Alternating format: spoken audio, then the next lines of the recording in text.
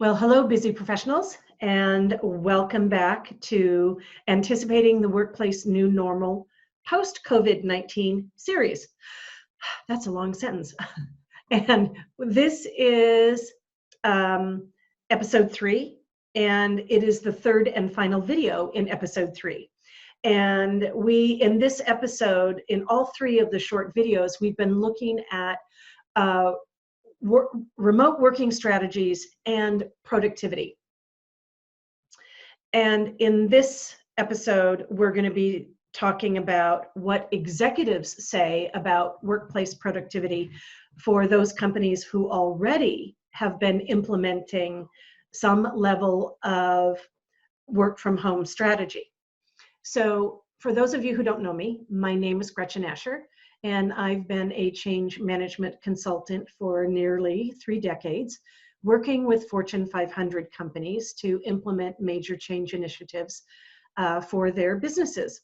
And I absolutely believe that this situation right now with the COVID-19 pandemic is one of the biggest change management initiatives everybody is dealing with.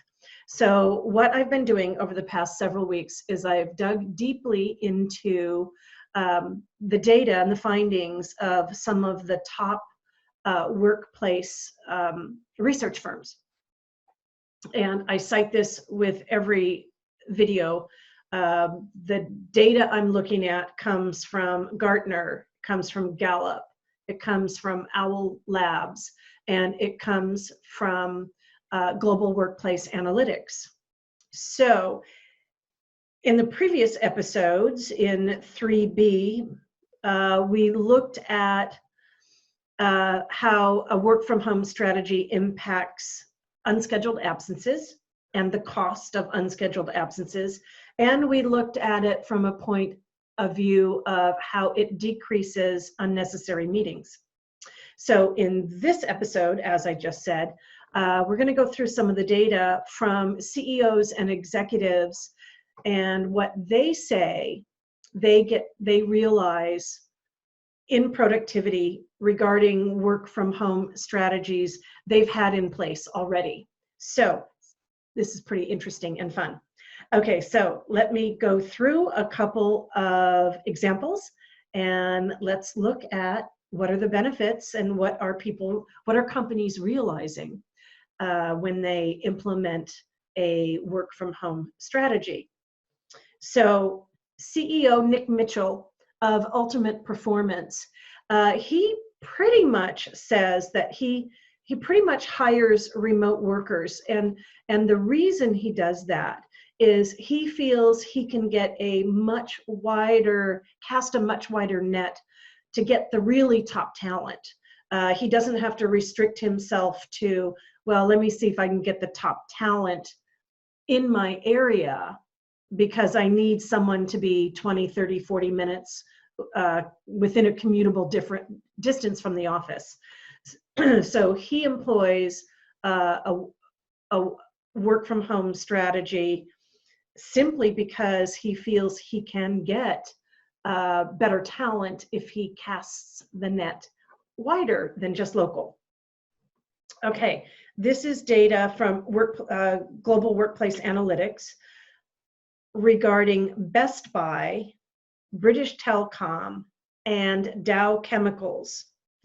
They report and show that their teleworkers are 35 to 40% more productive than their on-site workers.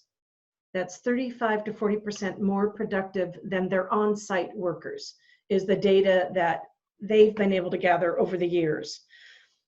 Oh, here's another good one. Businesses lose $600 billion a year in workplace distractions. It's the baby pictures, it's the parties, it's the fly by your desk, hey, I need you for 10 minutes, but 45 minutes later you finally get to go back to your desk. And Dell Computers has had such success with their remote working strategy that they are on track for 2020 to have 50% of their workforce working remotely, either full-time or part-time.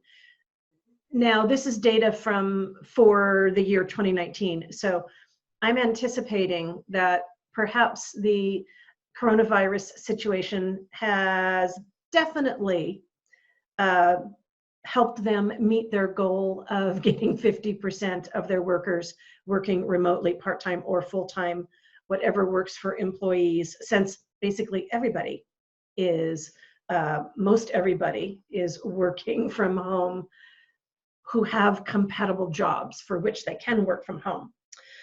This is an interesting one. A company called Automatic. They are the mother company and the makers of WordPress. And I love how they say this. They say they have a culture where the norm isn't anti-office, but they have a culture where the norm is location agnostic. And I thought that was a pretty cool distinction. We're not anti-office, we are location agnostic. So I really like that one. And almost their entire workforce works from home across 141 cities and 28 countries. And that's pretty spectacular. Only 10 employees choose to work from their San Francisco-based office on a regular basis. So I'm kind of figuring that's a small home office for Automatic. Now, Sun Microsystems suggests that employees spend 60% of their commute time that they save actually performing work for the company. So they have a 60% increase in productivity because employees don't have to commute, and they're in California. So, and we all know the traffic in California. AT&T report that their remote workers work 5 more hours at home than their office workers. So the remote workers work 5 more hours per week than their remote workers.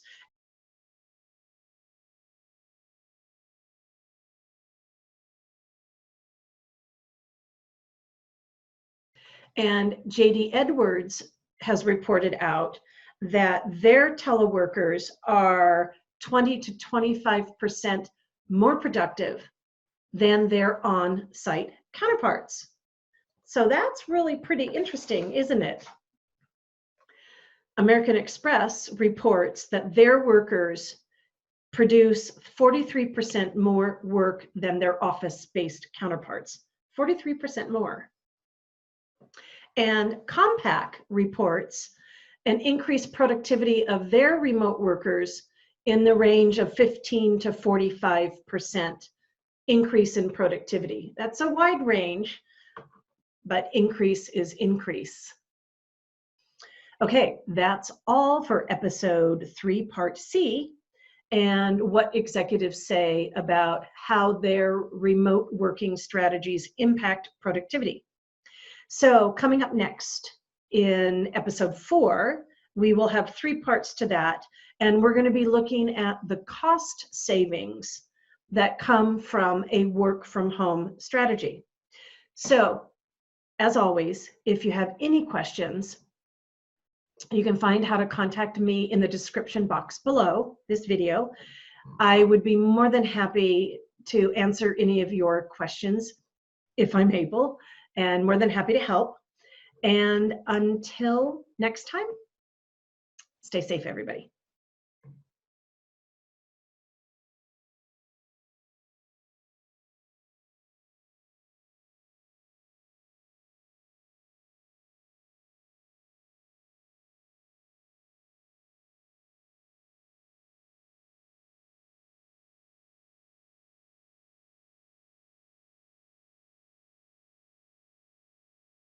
I am the Change Whisperer.